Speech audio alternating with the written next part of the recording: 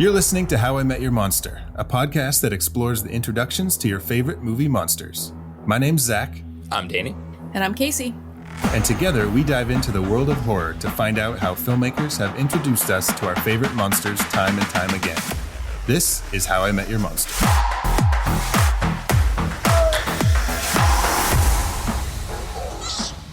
You opened it. We came. I met him 15 years ago. I was told there was nothing left. Explorers in further regions of experience.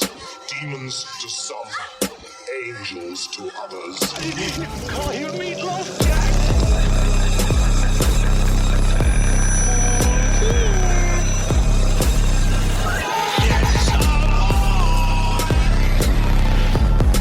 Surprise, Sydney.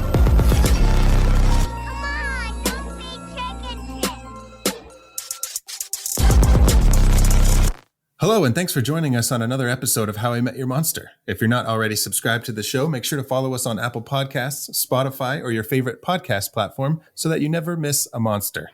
This week, we're talking about 13 monsters. Actually, 13 ghosts. Yeah, we are. 12 ghosts and Tony Shalhoub. Yeah. That was the alternate title. Yeah, 12 ghosts. No, this was actually a remake of a William Castle movie from 1960 called 13 Ghosts. This one, I mean, as always, they take liberties and change things. Lots of liberties. Audiences actually got the glasses to see the ghosts when they saw that movie. We got no such glasses. No, I mean, if you have a pair of safety glasses and a UV light With flashlights, on Yeah. them. Do you guys know why the number 13 is usually correlated with death? Why? Because death is the 13th tarot card. Oh, really? Oh, that's... It's very simple. I had no I idea. did not know that tarot That is cards very were like simple. numbered like that. Oh, yes. Mm-hmm. I didn't know that. I'm going to a Halloween party on Saturday, and I'm going to be read by a tarot reader. And I was just wondering if there's anything that I should do to, anything I should anticipate, or, I don't know, like, how do I prepare for that? Or do I just kind of open myself up to the Yes. reading? And you have to be very open-minded. I mean, it's like anything. It would be like hypnosis. Like hypnosis isn't going to work if you straight up are like, no, I don't fucking believe in hypnosis. You know what I mean? Right. Yeah. So be very open-minded and bring your positive energy with you. Okay. What happens if I draw the 13th card? I don't know. Which is... Think death. about death, and think about all of the things that in your life that could be dying. Not people, but Okay. Things that you're letting go of. Oh, Yeah. interesting. So- Okay. It's not all, like I said, it's not Like all letting go of the straightforward. past, It's or- not all straightforward. It's not all Okay. exactly what it says. You know what I mean? And like I said, it's been a long time since I've done anything. And so Mm-hmm. So you're saying if someone listening to this were to get their, get a reading and the 13th card, death, was drawn, don't panic. Don't panic.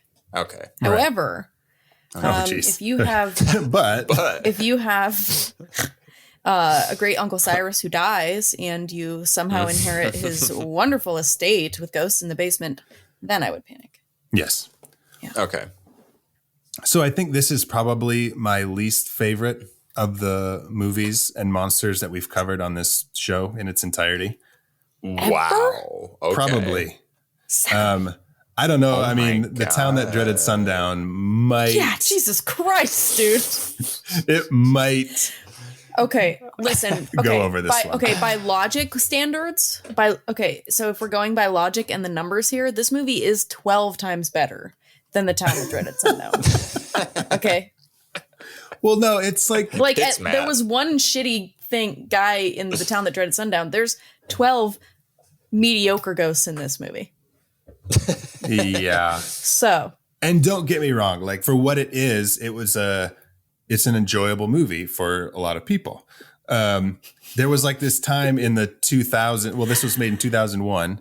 So you had like 99 through like 2000 something, where these kind of movies were being made that feel like are directed towards teenagers very flashy.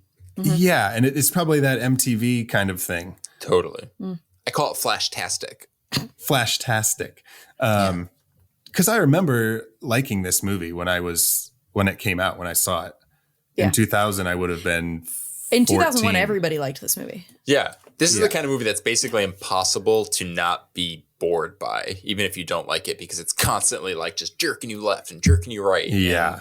And, you may not enjoy a certain type of roller coaster, but you cannot deny the fact that you weren't like jostled Are you not around and entertained? Are you riveted. not entertained? Well, I jumped a couple times, but it was just very much those like, oh, you're just walking down a hallway and then like a flash. Yeah, but it still got you. It still got me, but Yeah.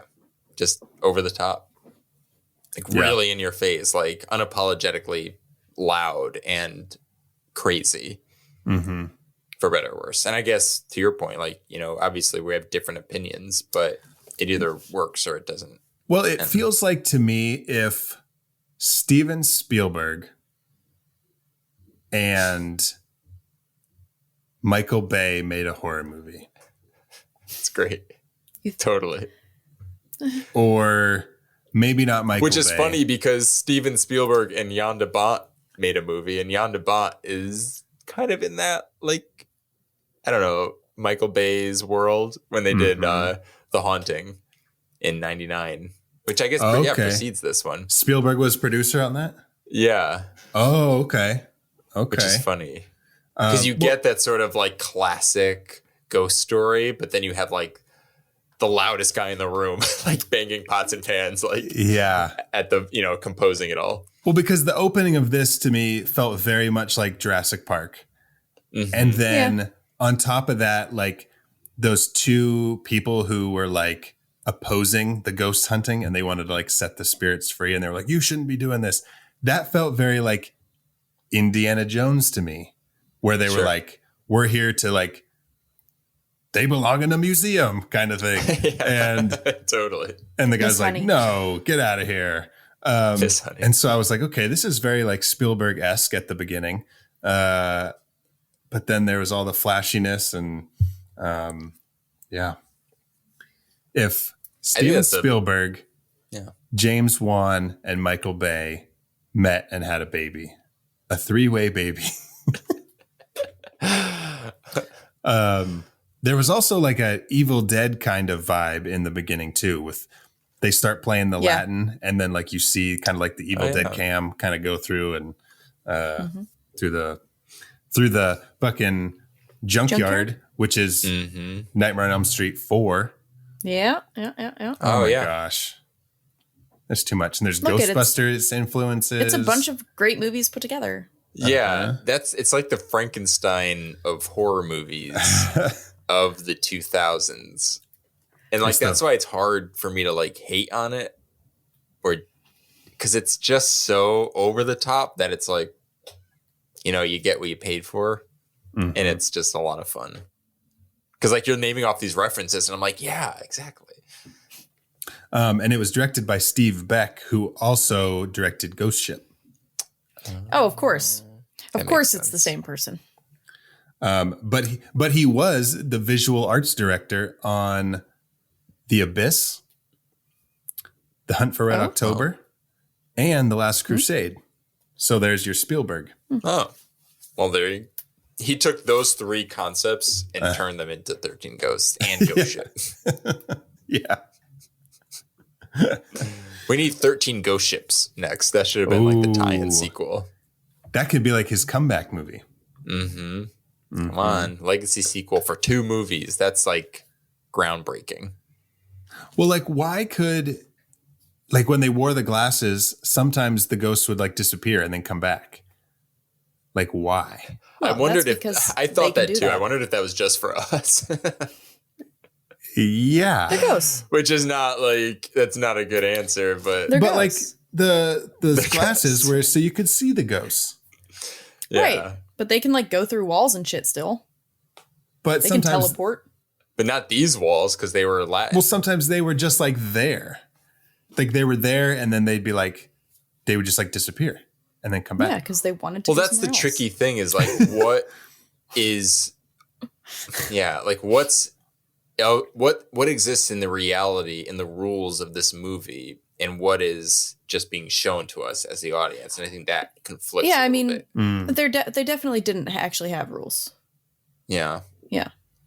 But you could argue that the rule is when you wear the glasses, they're there or they're visible. Well, as you said, they're not all the time. Exactly. But is that just because, is that just for the audience? I mean, Right, I honestly right. just think it's about like how ghosts, they can go, they can leave. And also like the ghosts want to terrify people. So they would want to be seen at certain times too. They wouldn't always want to be invisible. Okay. So for argument's sake, you can only see a ghost with the glasses. But while wearing the glasses, the ghosts can still use their ghost powers to like be flashy and like jump at you. Yeah. Okay. They still have, they still are going to choose when you see them. I see. Okay. Yeah. Okay. That's what I think. I see. That's fair. Okay. Yeah. So what I will say about this movie, because this was the first time that I've watched this movie since high school, so it has been a very long time. Okay. Okay. I also loved it in 2001. And before I watched it, I was like, man, this movie, thinking about it, I'm like, this movie gonna fucking suck. Like, it's gonna be bad. This is not gonna hold up. Yeah. And then, you know what? I just put my expectations so low that I was like, hey, it's a lot better than if I was gonna be. Yeah. There was some stuff, obviously, that, wasn't the greatest. But I used to be like, oh yeah, like I remember that was a cool movie. And I'm like watching it and I'm like, I don't remember like all that stuff at the end with like the jumping into the machine. And I don't remember there being a machine. I remembered all. It's literally about a machine. Yeah. You're like, what is this machine? Yeah. I remembered basically all of it. The one thing, honestly, was I remembered the effects being a lot worse. Okay. So, like, even in the very beginning, when I was watching the opening credits, and it said, like, K and B, like, since I hadn't seen the movie, and I'm like, these effects are terrible. I cannot believe that K and B did these effects. Like, this is no way. And I was like, oh, they're really not that bad. There's some stuff that's not great, but I think that's where I stood on this movie. Was I hadn't seen this in years either. When I did see it back in 2001, I saw it in theaters. Loved it at the time. I had the DVD and everything, but I didn't hate it. You know, rewatching it, I was kind of having fun with it, and it was so harmless and didn't really. I don't know. It didn't make me angry or happy. It was just came out of it untouched by the end. Although I will say I did remember kind of like as I'm watching it, I remembered every little detail. It all was familiar for me. Yep, me too. Okay. So Zach had like the pure like virginal experience upon rewatch. Which and a little jealous of. I don't know about you guys. Well, you want to talk about some other stuff we watched past week? Yeah, let's get off 13 Ghosts for a while. Okay, Casey, start us off. What did you watch? Well, I didn't actually watch anything. Okay, Danny, you're up. Nice. It's like the ghosts of movies. Nothing. I worked on a costume all week, right? Mm-hmm. For New York Comic Con. But while I was while I was making the costume, working on it, I played Midnight Mass. Ooh. And it's still so good. The second time is even better. Really? Yeah, because you already know there's, all those subtle hints about what's going on and stuff. And since you already know, you're like, no fucking shit, man. Mm-hmm. It's so good. Danny, what have you watched? Well, my list is long, so I'll keep it short. Good. I've been catching up on a lot of horror. I've been watching, first I've been, catching up on the remaining episodes of 101 Scariest Movie Moments on Shudder. Okay. But also on Shudder is a new series that just came out called Queer for Fear. Ooh, I watched episode 1. Oh, how good is it? Yeah, really good. Just like on a production value level alone is so good and impressive. But yeah, I'm really happy about that one. I think they only have as of this recording, 2 episodes. Both really good. I also rewatched one of my favorite Halloween movies and one of my favorite movies ever, which is Practical Magic with Sandra Bee and Nikki K. Sandy B. Just like lovely.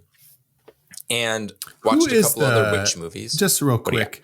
Sure. My mom loved that movie when we were kids, and so I've seen it quite a few times. Who is the love interest in that? Who is Sandy B's little boy toy in that? Aiden Quinn is the second one. Aiden Quinn. That's it. Yeah. Aiden Quinn. Yeah. Yeah. I couldn't picture the guy. Of Benny and June fame. Yeah, we love Aiden Quinn here. And Aiden, if you're listening, and love you. Legends of the Fall. Oh yeah, I fucking He's worked love with that some movie like really so wonderful much. actors. Always in autumn. Ooh, interesting. I don't know if Benny and June. He only Benny and comes June out in might autumn. Be more summery. Yeah. He's like, I'm here. Like, we didn't hire you. He's like, but it's autumn. So I'm in it. I also watched, speaking of witch movies, I watched Hocus Pocus 1 and 2, which is now on Disney Plus. An interesting little sequel. Is it? Is that where you're going to leave it? Interesting little sequel. I'll leave it at that. Okay. Yep. I also watched a little Stephen King adaptation on Netflix that just came out, Mr. Harrigan's Phone. I feel like there was more that I watched, but other than that, I started watching the new Mike Flanagan series, The Midnight Club. I'm about to start episode 3. Really into it. Okay. A lot of like 90s vibes if you're feeling nostalgic. Sure. And I mean, guys, it stars Heather Langenkamp, not only of Nightmare on Elm Street fame, but of Cottonmouth fame, which Zach and I co-directed. That's right. Yes, on this podcast, we always have to, lift up our hero, Miss Langenkamp. That's right. She is a horror icon and just a all-around great person. So, yeah, if you haven't seen The Midnight Club, you should check it out. It's really good. Absolutely. Is it like, is there like different stories within the show? Is the show like a container for all these little stories? What happens is there are characters who tell stories. So like they form the Midnight Club, which is when these characters who all have been diagnosed with terminal illnesses and are in this hospice care, this house, which is run by Heather Langenkamp's character. They sneak out of the rooms at night at midnight and they meet up and they sit around a table in front of a campfire, in front of the fireplace. And they all share stories, which are usually ghost stories. And we get to see these ghost stories as almost like their own sort of short films within the series. Yeah. That's fun. But it is just like that one. Is cool. Yeah, there is like a through line throughout, and that's like the main story of the show. I've really been wanting to rewatch Are You Afraid of the Dark? Super Are You Afraid of the Dark vibes. Yeah. Except this one has obviously like that, like I said, like that through line story. But yeah, you had mentioned Midnight Mass. If you like Midnight Mass, you're going to love Midnight Club. Same creator. Similar vibes. Same word in the title. It's the same guy. It's the same freaking guy. It's the same freaking guy. I would say we were talking about how 13 Ghosts is kind of like, is it more for adults or more for kids? This definitely leans. I said teens. Because it is based on. Just to be clear, I said teens, not kids. 13 Ghosts is more for kids. Like 10 and under. No, but the Midnight Club is actually based on a book series from the author Christopher Pike. Okay. Cool. I forgot there was something that I've been watching. House of the Dragon. I've neglected the last few episodes. Not because I didn't like it, but I just... What episode were you on? It's the last episode with the original cast. Okay. So that's... it honestly pissed me off. Why would you fucking do that? I thought it was interesting. What did they do? They jump 10 years and they change all of the actresses. Yeah. It's only 10 years. Wait, all of the actresses or actors as well? No, actresses. Oh, that's Just the interesting. actresses? Yeah, it was just The females. Females, yeah. Oh my Female God. characters. I think they change one of the men. And now, is that And because now is I'm this mad. show going to be a season, like its own season, standalone? I don't know. See, that I would accept It's not it if that was looking the like case. it because it's moving Oh. pretty slow. Okay. I I was going to say, if this was a standalone and they were being kind of experimental, it's kind of fun, especially for such like, something like HBO to be doing. That's pretty ballsy. I don't think so because I don't think there's going to be a conclusion in this. That's interesting. Yeah, at least the way that Unless it's they going. jump forward like 30 years. Right. Yeah, they're like 30 years. Oh, same. We'll just put old age makeup on Matt Smith. Yeah. I mean, he is the Which- doctor. He is fucking great in the show, though. He is great. Like, so I am glad that they didn't switch him out for somebody else. But yeah, he's really, really fantastic. Sorry. Anyway, I'm sorry that it came back to me. Oh, that's okay. I was done, so. Zachary? Well, speaking of Matt Smith, I watched Last Night in Soho finally for the first time. And Thoughts? it was really good. Definitely different than I thought it was going to be. In what way? Well, like the way they were kind of, and maybe if you haven't seen Last Night in Soho and you want to, and you're very sensitive to spoilers, maybe skip ahead a little bit, but it's not that big a deal, I don't think. But they kind of were marketing it like his homage to the giallo genre. And then it ended up being much more of like a ghost story than I thought it was going to be, which was cool. I just wasn't expecting it. But the like editing, the Jello stuff was there, but I totally get what you're saying. yeah. And the editing was phenomenal. How they would cut between the two actresses in like the same scene, and it would just be seamless. I mean, that's Edgar Wright's like bread and butter is the editing. It's just kind of like going balls to the wall and making it somehow very seamless. Mm-hmm. But he did awesome. The whole cast was great, and overall was a really good movie. Just not what I was expecting. But I would like to rewatch that and kind of knowing what it is now, kind of go back and see it. But then I watched the brand new Hellraiser movie on Hulu. Oh, shiitake. I really enjoyed it. It's getting a ton of hate on the internet, of course. Really? But that's just to be expected from anything that does anything different than what we've seen in the past. And why is that? Oh, I don't know. People don't like the way the Cenobites look because they look a little different. Somebody said it's woke, which I don't really understand. Like, I mean, the third movie had a Cenobite that had fucking CDs coming out of him. Come on. Yeah, I know. Come on, guys. I don't really understand the woke comment about why they say it's like woke. Like, I don't know. Isn't being woke a good thing?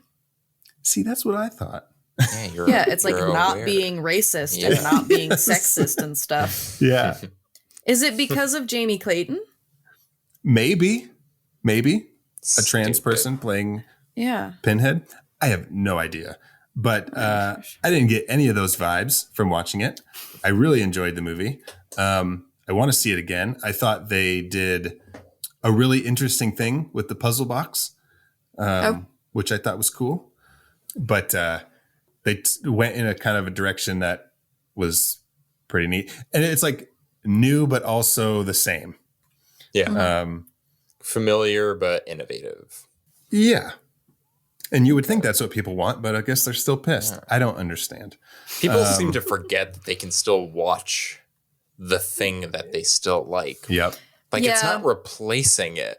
Not only that, but there's like 8 of them. Yeah. I think You have there's like plenty 11. to choose from. Oh, Yeah. there's like 11. Okay. I believe so. Yeah, you have a lot to choose from, people. Yeah. You don't like it. Right. Shut up. Right. I don't know. Anyways. Okay. Well, are you guys ready to meet our ghosts? Are you guys ready to meet our monsters? Let's do it. With 12 S's. 13 S's. But there's only actually 12 of them. Zach, you said it yourself. Tony Shalhoub. It's 12 S's. He's not a Tony ghost. Shalhoub. But he's gonna be. No, he's not. I mean, eventually. Did you finish the movie, Zach?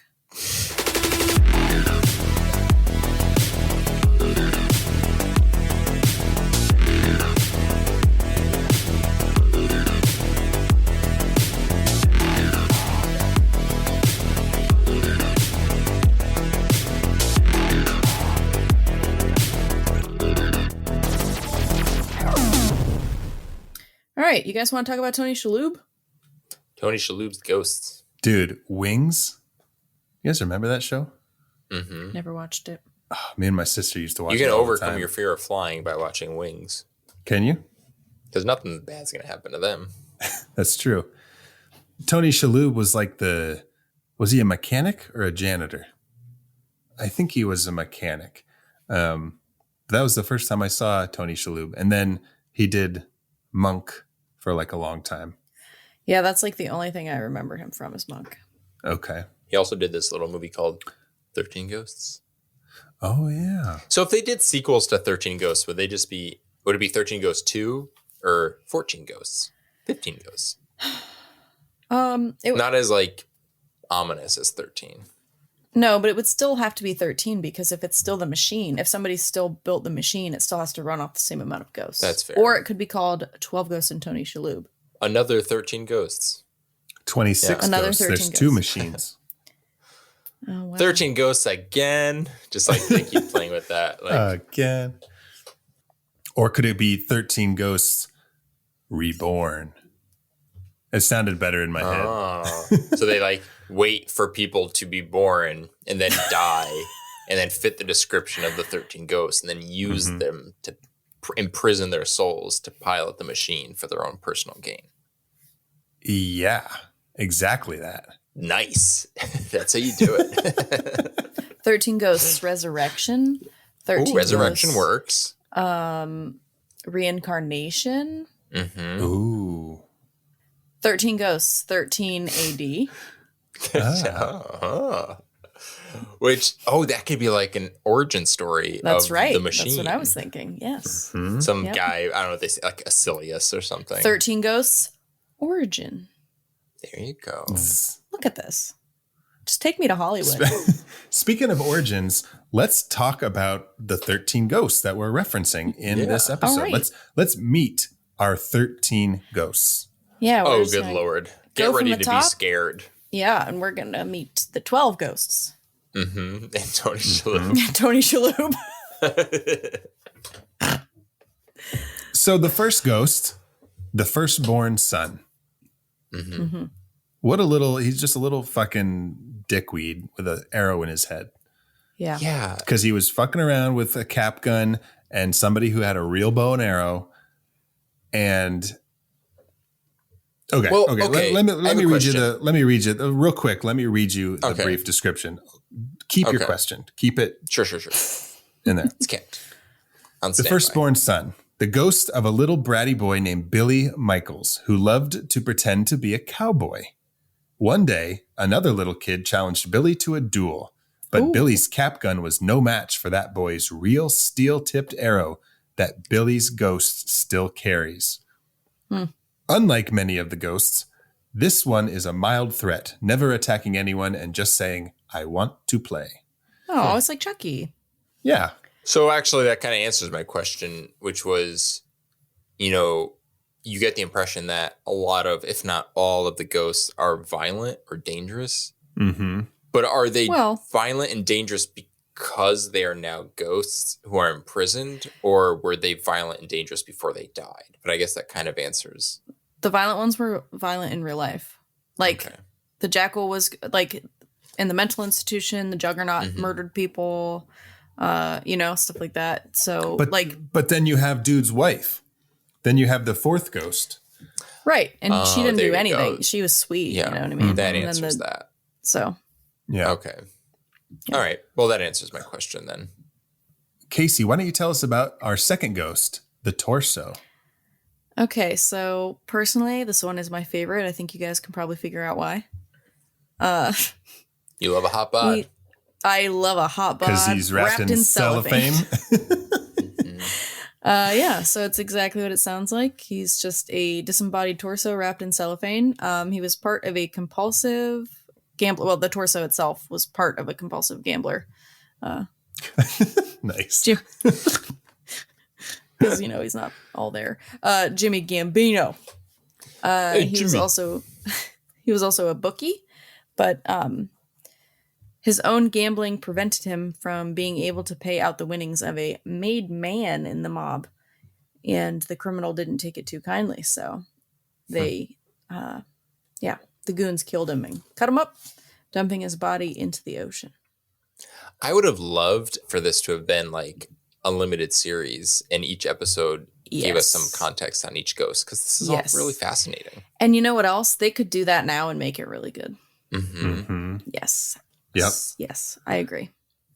I feel like these mafia hitmen, or these mafia thugs, these mafiosos, sometimes like go a little too far, because Well, intense. like, yeah, it's intense. They chop him up, but like now they're never going to get their money. Like, why didn't they just like cut Maybe off they his thought pinky he was finger? hiding it in his body No, parts. because you guys you don't understand. You don't understand. You have to prove a point. You have to prove. But to the guy who owes you money, why don't you? No, but now they're like, oh fuck, those guys killed Jimmy Gambino. I better get them their money, or that's what they're gonna do to me. Yep. You gotta spend some money to make money. They're like, That's you right. thought that That's the right. dollars that you stole from us were worth a lot. Your human body's worth a lot too. Yeah. And he said, really? And they said, yeah. And if Well, you yeah, don't why have didn't it, they- you'll appreciate that. So then they cut it off. He's like, I get it. Well, so if they were going to kill him, number one, they could have like proved their point and scared other people by being like, okay, we're going to kill Jimmy Gambino because he didn't give us our money. But they could have got their money back if they would have sold his body parts, his organs. If they would have been smart about it. Instead, they just threw him in the ocean for like the fish. This could have been like an urban legend sort of thing. No, Yeah. no, waste. because then it's all hearsay. You don't know that someone's dead until you find their fucking body in the ocean. Like, Sure. yeah, we sold Jimmy Gambino and sold his parts. How can you prove that those body parts are from Jimmy Gambino? What if one of those mafia guys just happened upon the house and was like, is that Jimmy Gambino's corpse? Like, no, that's his ghost. It's a, This is a ghost house. Yeah, they can't sell his parts because then they're not. It's like, it doesn't make it as ruthless then, because like, oh, we really need this money, guys. We really need this money. We better sell his body parts. You know what would be more Yeah. You know what? ruthless, Fuck though? you, Jimmy Gambino, and fuck your money. They're like, fuck you. We have money. We just wanted yours. That's now, fuck you. Exactly. Yeah. Exactly. Okay, say he could get them the money, but they also want to torture him. Cutting someone up and killing them is so like instantaneous. I know this sounds silly in theory. You need to hire someone to just like tickle him. Can you imagine being tickled nonstop for like Dude. days? They have a documentary about it. Yes. Really? Yeah. There yes, is it's a- called Tickled. There is competitive tickling. And the fucking trailer to that movie Yep. makes me so uncomfortable. I was just gonna say, we talk about all of this fucked up shit all the time and how like I'm so desensitized and nothing can fucking get me and scare me and shit. I cannot watch that documentary. Nothing is more fucked Dude. up than being tickled. Oh my God. Watch Can you the imagine? trailer. I'd be like, I'll tell you anything. Stop touching me. It's so weird. I'm going to post the link to the trailer To the in the Tickled show trailer. notes. There's a horror short called Tickle Monster.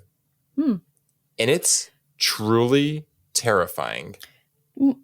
My thing with tickling is like, I will get violent and I will tell you beforehand, if you tickle me, I'm going to beat the shit out of you.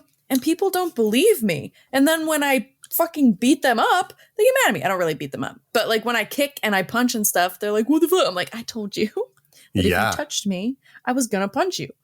That's not my fault. When you're tickling me, I black out. I have no idea what's going on. Exactly. I yeeted Nina across the room one time. For real. She started tickling me and my leg, my legs You were like... launched her? I launched her because my legs were just like, fuck you. Boom. Nope. And then I had to Not today. Oh my God, I felt so bad. Hey, we can't control ourselves when we're being tickled. Like I said, man, I can't. Like, you do whatever you can do to get the fucking person away from you. Mm-hmm.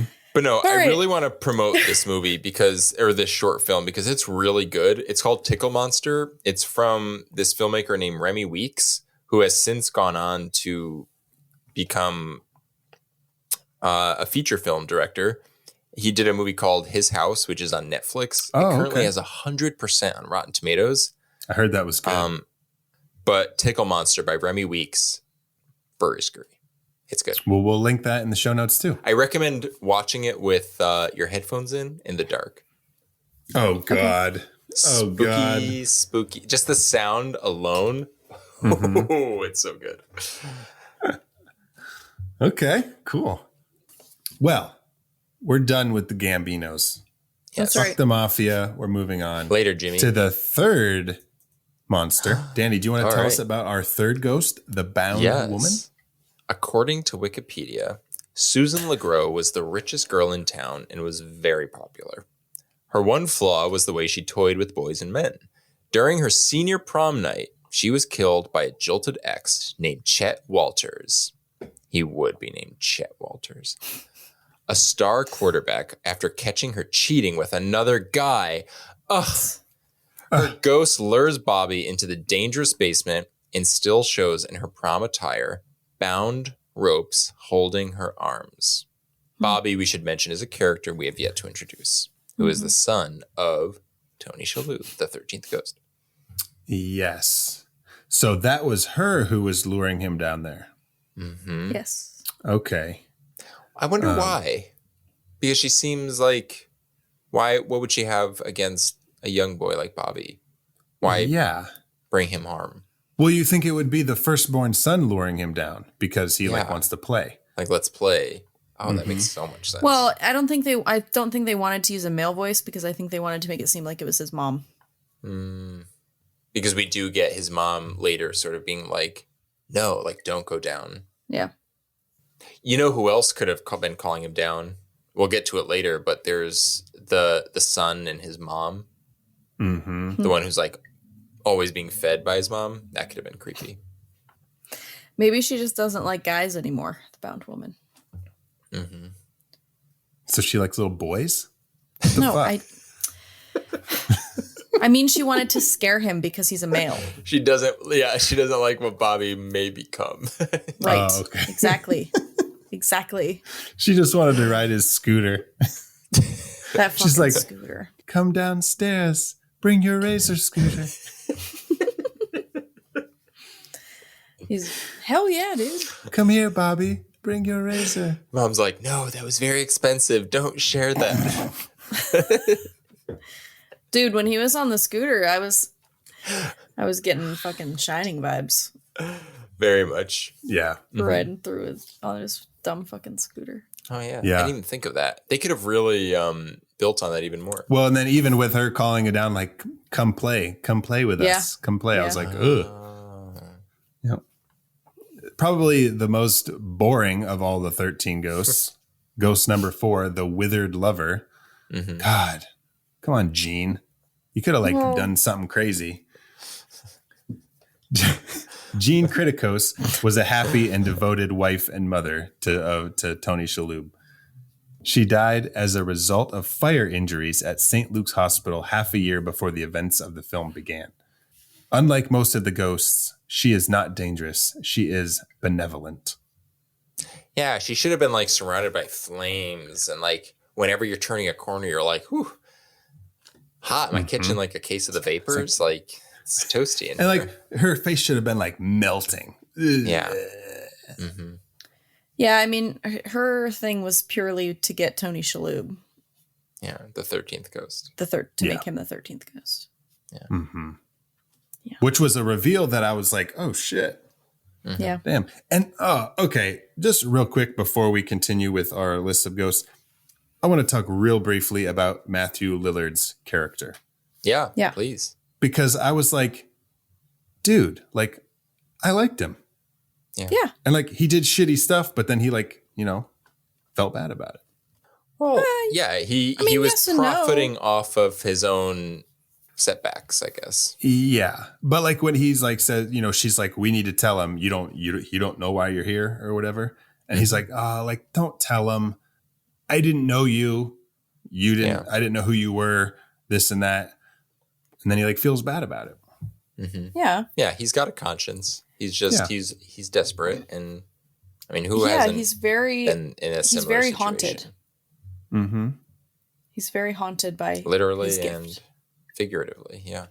Yeah. Mm-hmm. It's also Man. it's hard to be mad at Matthew Lillard.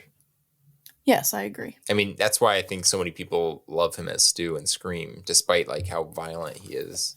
There's a certain I love charisma him. that's hard to want to dislike, I guess. Yeah. Well, Casey, why don't you tell us now about the Torn Prince, our fifth ghost? Don't mind if I do. The Torn Prince was a high school baseball star in the late 1950s, explaining the ever-present baseball bat that he will happily use to attack any of the living characters in this film. His name was Royce Clayton.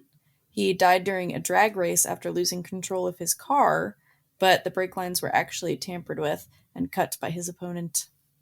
Yes. Man. Oh. What timing? Speaking of drag races, oh my Jeez. God. That's scary. Casey, you should be No. freaked out right now.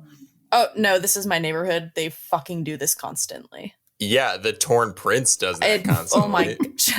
No, I hate it. Like, there's this fucking Mustang in the middle of the night at like 12:30, just fucking sits at the stop sign and revs his engine. I want to go out there and That's terrifying. strangle him someday. Stupid. That's the Torn Prince. Like, It who might does be. that? Like middle of the night in a haunted Mustang, just like at the stoplight, just like revving. I hate it. That's a ghost with It's unfinished business. literally the intersection that my house is on the corner of. Oof, that's scary. Yeah. And then there's a guy that rides his freaking motorcycle. Just literally just rides it in circles around the neighborhood as loud as he can. Oh, talk about a lost soul. And it has Chucky on it. Oh, well, he gets I know. not as bad now. It's So you're like, I hate you, but I can't hate you, but I Hate do him Yeah. hate you. Yeah. But I really hate good you. taste. Yeah. All right, Danny, the angry princess, Okay. our sixth ghost. Our sixth ghost, and one of the first that we meet. Am I correct? Yes. This is the angry princess. Dana Newman was a beautiful but abused lady who lived in the late 20th century. She had plastic surgeries to alter her perceived flaws, and after a botched experiment that mutilated her eye, she brutally killed herself in a bathtub at the clinic. Her ghost often carries blood, is naked, and carries the same knife she used to commit suicide. Very tragic, maybe the most tragic of the ghosts that we've dealt with so far. So this actually brings up a question. She's one of the first, right? That like gets out. Am I wrong? Mm-hmm. No, she is. So like I thought they were being released in order. Because that circle was spinning, and every time it would stop, and the next ring would start, like a door would open. And I feel like she was released before like the Torn Prince, and well, at least before the Torn Prince. Yeah, I just think that we I don't know. weren't really. They just didn't really show us because they didn't really focus on any of those other characters until like the Withered Lover at the end. But that was just because we didn't really know who she was. Like they didn't want us to know who she was. Right. Yeah, you could tell that there were some ghosts that the filmmakers were like, take him or leave him, but we need him. Yeah. So Like let's the focus on torso. them. Like you rarely see. I think Yeah. you see him like Well, yeah, once, 'cause- and then at the Yeah. or twice. Yeah. I mean, as it should be, like he deserves that for all the money that he owes. Yeah. Doesn't my deserve God. that much You think you screen can just like not pay your debts and then Yeah. just become I mean, a movie star overnight? Excuse Yeah. me. Gosh. It's not how it works, All right. Gambino. Our seventh ghost, the Pilgrimess. who I know nothing about. So let's see. All right. Let's find out who she was. Let's find out This who movie she we was. just watched. Yeah, so they don't really go over her that much in this movie. No, they just show her lunging at somebody, and that's about it. Yeah. But her name is Isabella Smith, and she came to North America as a colonist in order to find a new life after being an orphan in England. The tight-knit community ostracized and ignored her and used her as a scapegoat, being accused of witchcraft when crops and animals mysteriously died. She denied such accusations, and she was trapped in a burning barn but managed to escape unharmed. But that sealed her fate, and she died of starvation after being condemned to the pillory that she carries with her as a ghost. What's a pillory? A pillory, I assume, is the thing that she's in. People who have their arms and head put into like a wooden plank and locked. Yeah. Oh, wait a second. You know, that must have been a hard pillory for her to swallow. Well, then who's the fucking lady in the cage? That's the jackal. Are you talking about the jackal? Oh, that's the jackal. Mhm. Yeah. The jackal's awesome. That's a That's dude. like the MVP. I thought jackal was a female. No, it's a guy. I think it might be played by a woman, but the character's a male. I totally thought the jackal with the in the cage Me too. was a girl. Me too. Was a woman. His name's Ryan. Wow, that's wild. What a twist. Okay, but what a twist. That's the twist in this movie. Yeah, that's the twist. So she survived the fire because she's a witch, or just happened to survive it, and then they put her in the pillory because she survived it, thinking she was a witch? Yeah, Because if her skin was badly damaged, she... Well, I think she was trapped in the barn and they set it on fire. And so Yeah. she probably got hurt in the barn, but managed to escape. And they were like, oh, Witch! witch, you Yep. don't die in this burning fire. So then they put her in the pillory. Yeah, like if you sink, you're a witch. Yeah. Or no, is it if you float, you're a witch? I don't know which one it is. Either way, you died. So backwards. What ghost are we on now? The 8th ghost. All right, yeah. So the Great Child and the Dire Mother. The Dire Mother is Margaret Shelburne. She was a little person who worked in an American Horror Story style carnival freak show. Her enormous son Harold was the result of a sexual assault by the carnival's tallest member. I don't know why that matters. I guess because he's large, they point out that he's the tallest member. Okay. Of the troupe. Some of the other freaks later married. F. Murray Abraham. Listen, Oh my god. He's woven through history in these ghosts. some of the Little other stinker. freaks later murdered Margaret. The little stinker. Some of the other freaks later murdered Margaret, leading Harold to go crazy with an axe and kill most of them before he himself was killed by an angry mob. So they put the Dire Mother and the Great Child together in that case? They're 8 and 9. Gotcha. Yes, and I like them particularly because just, you know, the juxtaposition of the two next to each other and how they have him dressed like a baby, which is interesting because what if he is a baby? Mm. Oh. What if he came Dude. out that big? John Waters is making his first movie in like 20 years. I heard that. What is it? I don't know yet, but I just thought of pink flamingos in the baby and the crib and the... Eggs, eggs, eggs. All I want is eggs. I They don't sing hate in the that movie, but- movie so much. I've never seen it. I've only seen like bits from it, and I don't want to watch it. No, when I met Zach, he worked at a video store and he was the manager, so he could order movies. And this was like before streaming and all that kind of shit. So I was like, hey, I really want to see this really fucked up movie. Can you order it for the video store? So then Film Fest had Pink Flamingos. You're welcome. Oh, God. But dude, real quick, you want to see a movie about a full-grown baby? No. Yeah, I don't. I do. If you watch ABCs of Death and you go to like, I don't know, it's like T or something. Yeah, I've seen it, I think. Yeah. I still think about that sometimes and get so disturbed. Like I can't even think about it without like getting sick. I knew that I had seen it before and I knew that it was a short, but I couldn't remember where it was from. So thank you. I don't want to watch it.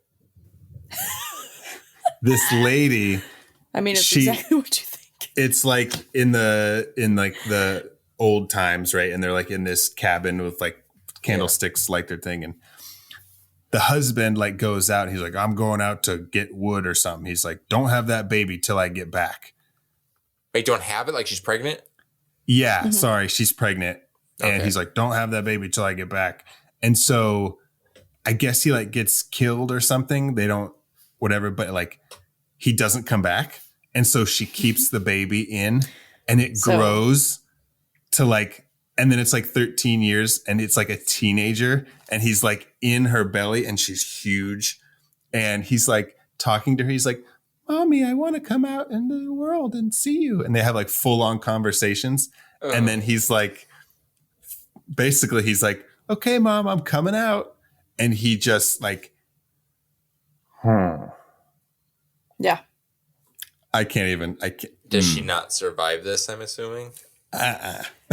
She gets torn apart. Oh God, it's so fucking gross. It's good. Anyways, Is if he you at want to least watch sad it, about it? ABCs of Death.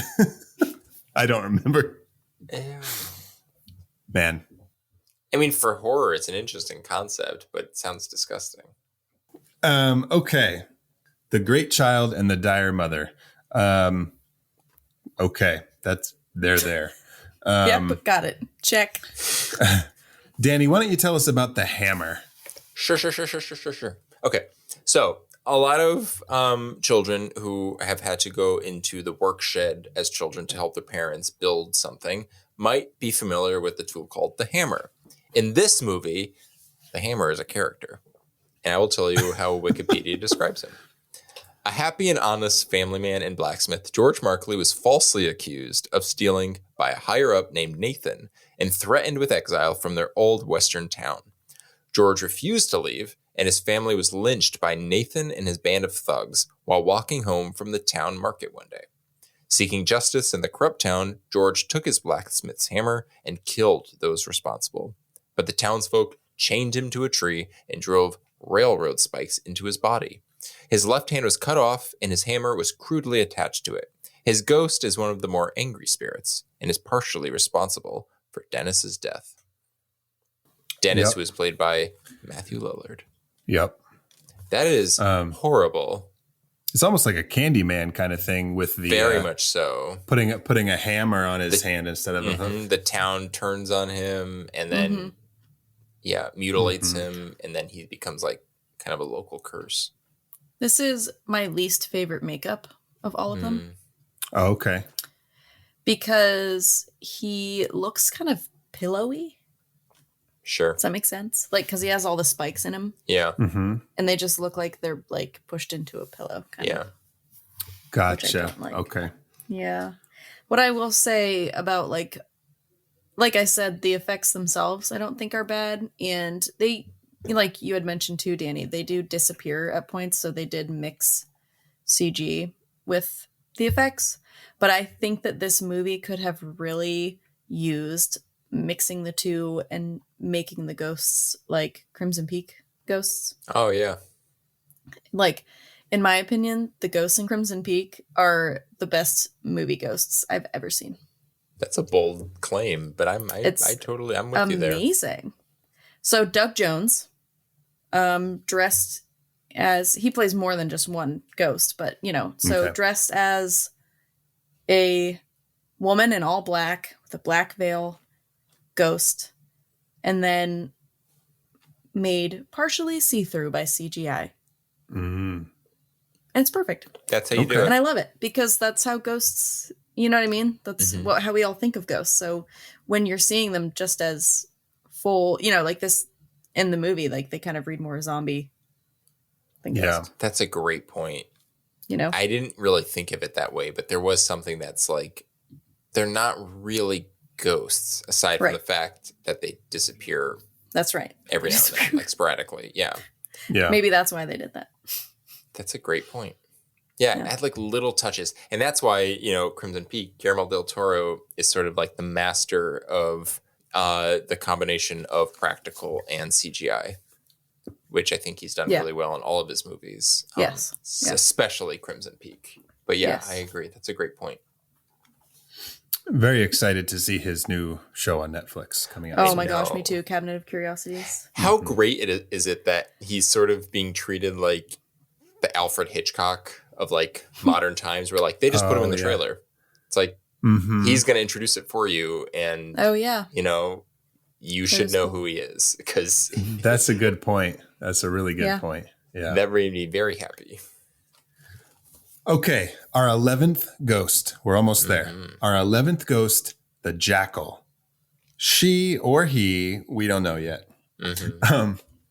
Born to a prostitute in 1887, Ryan Kuhn developed a sick appetite for women, attacking and raping strays and prostitutes in the night. Strays? He voluntarily went to Borehamwood Institute for treatment to cure this problem, but the medical practices made him much worse, causing him to go completely insane after years of solitary confinement, having his head locked in a cage after breaking out of his straitjacket and developing a hatred of humanity. When the asylum burst into flames, he chose to stay behind and perish in the fire.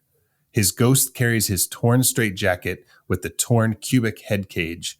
It is called a sign of Hell's Winter. He is one of the more aggressive and violent ghosts, attacking and nearly killing Kathy before Kalina saves her. Spoiler.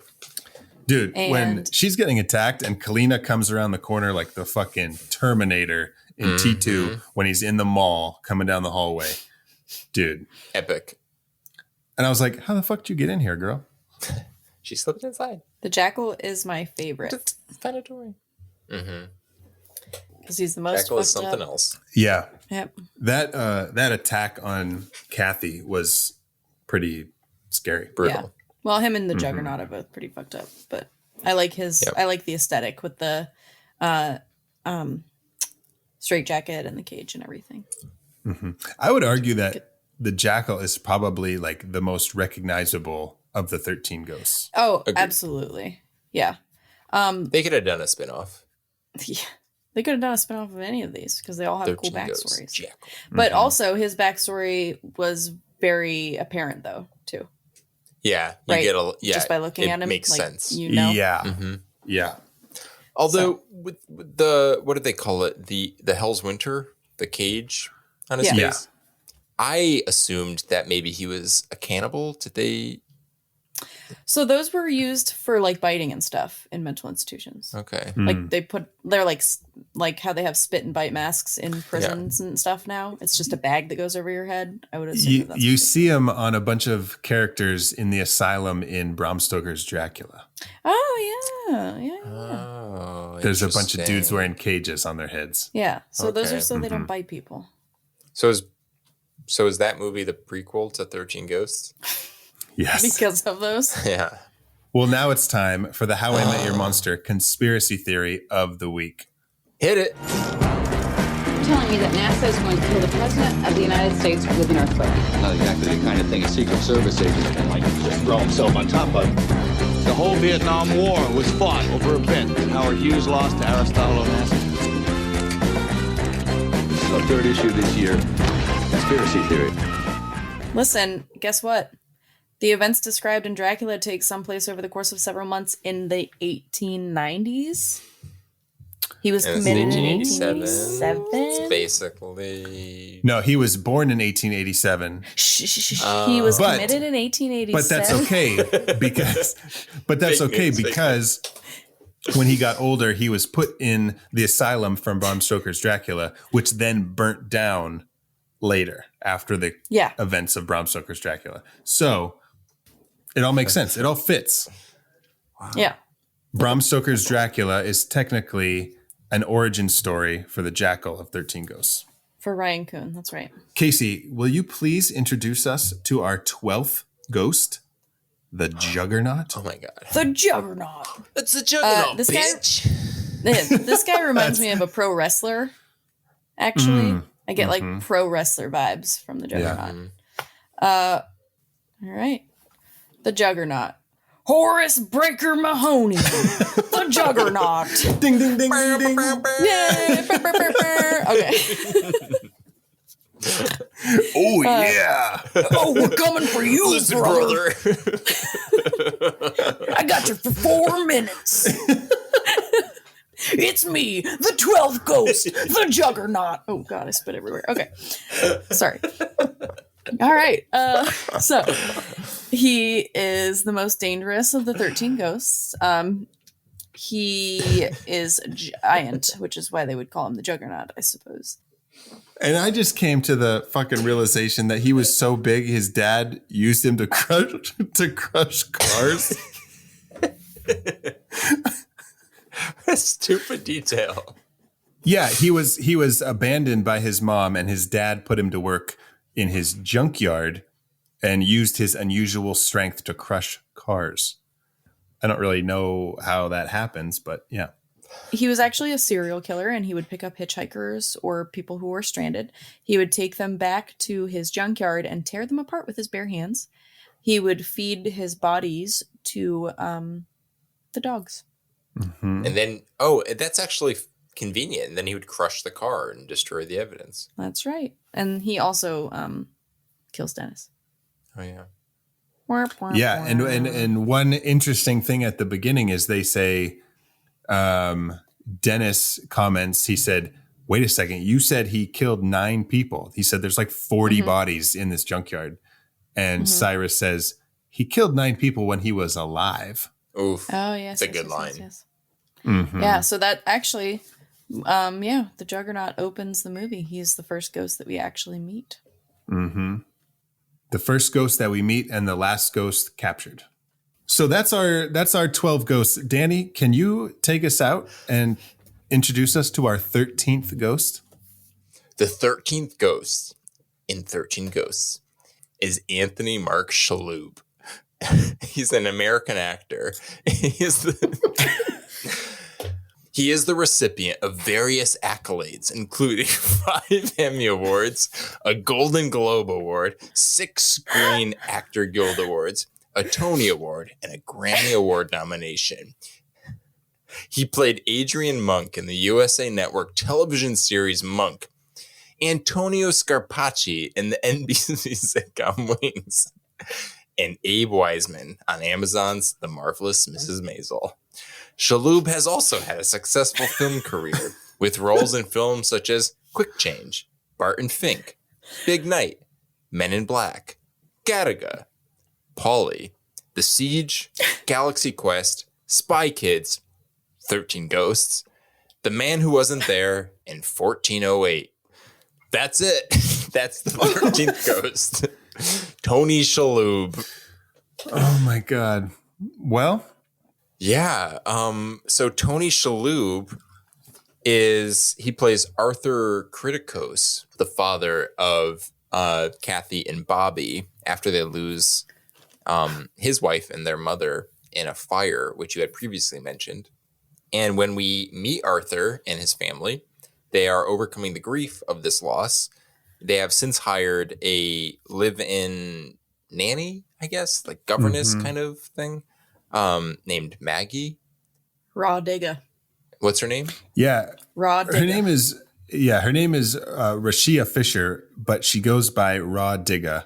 And she actually sings the song Mirror, Mirror on the credits. Which is so good. I sat through the entire length of the credits just to listen to it. It's Me too.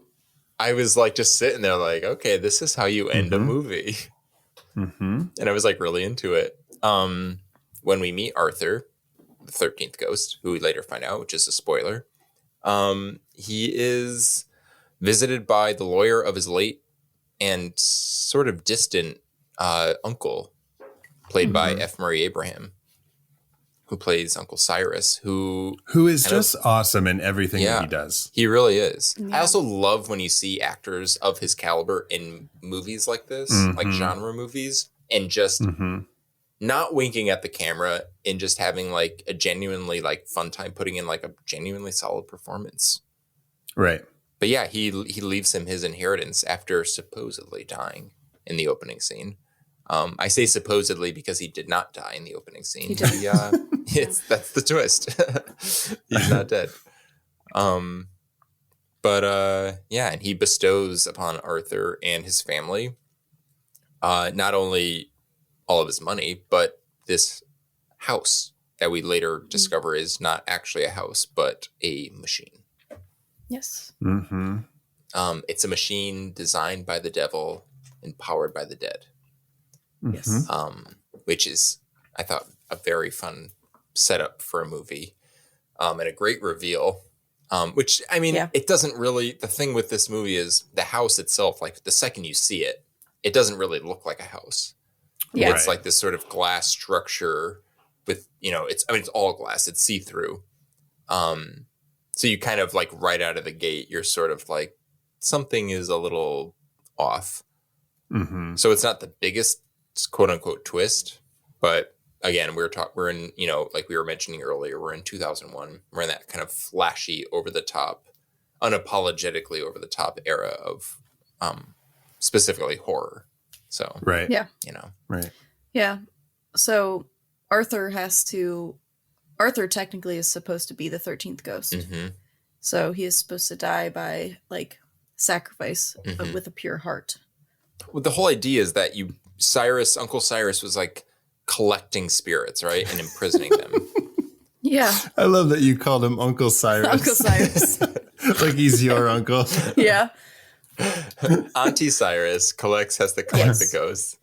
He had to get each one of those kinds of ghosts. And then for the purpose that you need them in order to kind of open what they call ocularis infernum, which is Latin for, what is it, the devil's eye or something like that? Mm-hmm. Yeah.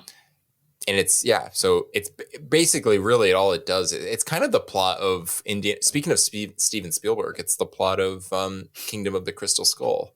It's just to gain knowledge of like the past and the future. Oh, yeah. Yeah, it says it'll give him limitless power. Mm-hmm. And they say like and knowledge to do is that, power, like so. They had to like return the skull to Akator. And when they do, there's like maybe 13 other aliens sitting in that room. Dude. Mm-hmm. Wait a second. And if you really think about it, what is an alien but an extraterrestrial being? Or they call them interdimensional beings in Indiana Jones. And what is the afterlife but an interdimensional plane? So ghosts are no different than the aliens in Kingdom of the Crystal Skull. 13 Ghosts is just a sequel to Indiana Jones. I liked Uncle Cyrus's commitment to just always wearing special effects makeup. So theatrical. In case anybody sees him. Just in case. He's a ghost. Yep. Oh, it's so like, good. why did he not clean himself up? Well, because I assume he was hoping that they would always be looking through the goggles. And since you can see how the person died when they have the goggles on. So I'm assuming that he did that thinking that. It's a good reveal. Yeah. It's fun. But I would say that I wish they saved the reveal. I wish they made it seem like Kalino's talking to a ghost. Yeah. Oh. But they don't really do that. Yeah. That could have been cool. But do you guys also notice that Bobby was like the first true crime podcaster? Mm-hmm. Oh, yeah. And did a hell of a job. I would argue that Bobby has like the healthiest, he deals with death like in the most healthy way, like accepting what it is as it is, his mother died. Mm-hmm. This is how she died. And everyone else is sort of like telling him to be quiet, Yeah. Pack it in. I think so. I actually, I was like that when I was a kid. You were a true crime podcaster when you were a kid? I wish I was a true crime podcaster when I was 5 years old. No, I was very okay with death when I was a kid. Not so much now. I mean, it definitely affects me a lot more. I mean, I still understand that it's part of life. Yeah. Man. Fuck. Okay. Well, the right, lawyer Tony gets Shalhoub. split in half. All right. So, yeah. Dude, we had talked about this a while ago, like this time frame where people would get split in half and then not realize it for a second. Mm-hmm. This splitting, if you will, is so long. It's the best. the way he stays together is like the longest, and then he slides down, and then not only does he slide down, but then they keep showing you the other side, which later slides down. But that's why it's It's so amazing, good. because usually it's like a quick doom, and then the head falls off, or the whatever splits, and then they cut. Yeah. And this one's like, no, look at what happened to this man. Well, this movie is And like just a sum of its parts. You know, it's a sum of its like all of its characters, all of its ghosts. Like it's literally riding on that concept of like, we're going to give you these crazy effects and these, you know, literally 13 ghosts and then some. And like, so of course they're just gonna like just revel in that. Like, look how gross this is. Look how great this is. Yeah. Look how seamless it is. And like his glasses fall off first. That's because great. they were Oh, yeah. sliced Great down the middle. touch. Yeah. Something like this happens in Ghost Ship too, and I didn't realize that it was the same director. Oh, that's right. In the opening with the cables. With the Yes. cables, yeah. Oh, that's And like everybody gets split. Yep. Man. Oh, Steve Beck. Steve Beck. They're like, stop cutting people. So he actually cutting. doesn't. He's not directing anymore because he actually killed all those people. It's all real deaths. There was a problem first one, on the like, set of listen, 13 warning. Ghosts. Yeah. Did you guys hear Maggie say, did the lawyer split? Yeah. It's great. Can Can we talk about the fact that Maggie is the hero of this movie? Yeah. She's the one who sasabotages the tapes at the end, fucks it all up. And is like a DJ. Yep. Yeah. Yeah. Yeah. A Latin DJ. Yeah. And it's literally, if it wasn't for her, would they have survived? Probably not. Probably not. Arthur did a good job. The 13th Ghost did a great job hiring her. All right. Well, do you guys want to talk about our favorite reveals? Let's do it. And there was a lot. Yeah. I'll just say there was a lot. It got kind of chaotic at times, kind of hectic. I think we have all the same one, though, but I could be wrong. The Jackal. Yeah. Yeah. The Jackal. Same. Yep. Yeah. Because the Jackal is also my favorite ghost. Mm-hmm. It's pretty iconic. It's the first time you actually see, not only do the main characters see it, but it's like you're seeing what the ghost can do. Because she's like, it's such a great effect when she's lifted up into the air. Yeah. By It's the seemingly first time nothing. the Yeah. ghost is like interacting with one of the family. I mean, you saw ghosts, you saw the Juggernaut do his thing in the opening scene, but Yeah. yeah. Okay. Well, yeah, definitely. Yeah. Unanimous. The best reveal of the movie. Yeah. Hands down. Well, now it's time for a segment that we like to call The Real Monster.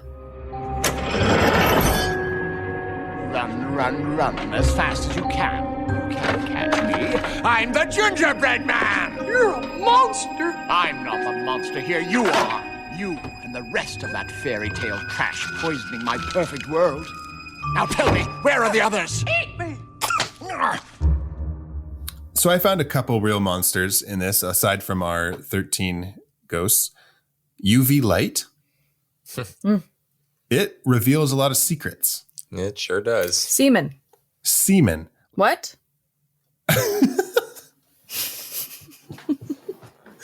Like, I don't want to shine a UV light in a hotel room. No, you don't. Oh, I want to. Like, what the fuck? UV light, like, why do you exist? Just to like fuck with us? It speaks the truth. Yeah. And my other real monster is rich white dudes. Yeah. Named Like- Cyrus. Uncle Rich white Cyrus uncles. just had too much fucking Yeah. money and power, and he just like wanted to explore more. He's so bored. They fucking, and he says something to Tony Shalhoub. He says something to Arthur. He says like, the world doesn't have time for like pathetic people like you, or something like that. And it's like kind of, he doesn't realize that it's the other way around. 100%. Oh, yeah. So that's mine. Daniel? My real monster is glass bathrooms. Any bathroom with glass walls is a no in my book, because Yep. when I be a pooping, no in my I don't book. want you a snooping. So I have three. Okay. My first one is that weird slow motion effect that they were using at this time in movies that I can't stand. They use it throughout the Lord of the Rings movies, which are my favorite movies ever, but I don't know why they put that in there. And I know exactly what she's talking about. And it's not just slow motion though. It's like jagged, kind of juddery, kind of slow-mo. Mm-hmm. I would say though, sorry, I was going to say my only defense of that for Lord of the Rings is that it is kind of a Peter Jackson staple. Well, I don't like it. And that others may have borrowed from it. Yeah, it's weird, choppy, slow motion. I don't like it. I love Peter Jackson. Love Lord of the Rings. I guess I can kind of understand why it's done in certain instances, especially like if it was when Dennis was falling over, it's like showing kind of it's from his jarring. perspective. It's very jarring though. But I don't like it. Okay.